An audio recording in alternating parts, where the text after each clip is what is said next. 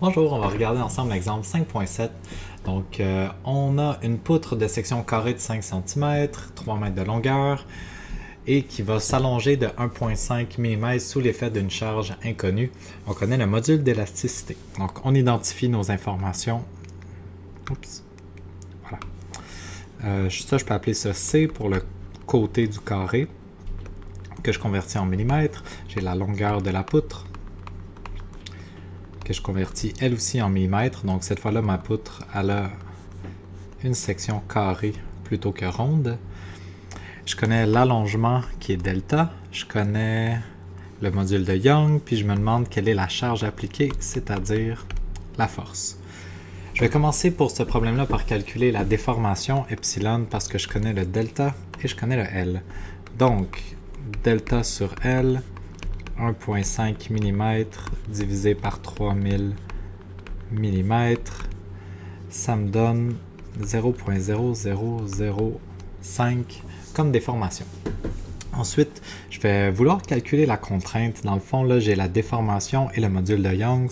Ça veut dire que je peux utiliser ma formule E égale sigma sur epsilon pour isoler mon sigma et avoir sigma égale E fois epsilon. Donc j'ai 190, là j'ai des gigapascales que je vais convertir en mégapascales en faisant fois 1000. Ensuite, je vais multiplier par ma déformation pour obtenir ma contrainte qui est ici de 95 mégapascales. Finalement, le but du jeu était de connaître la force.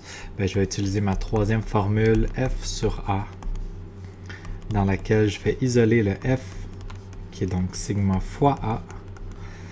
Sigma, la contrainte, c'est 95 mégapascales, multiplié par la surface du carré, qui est 50 mm par 50 mm. Ici, j'ai des millimètres carrés et des mégapascales.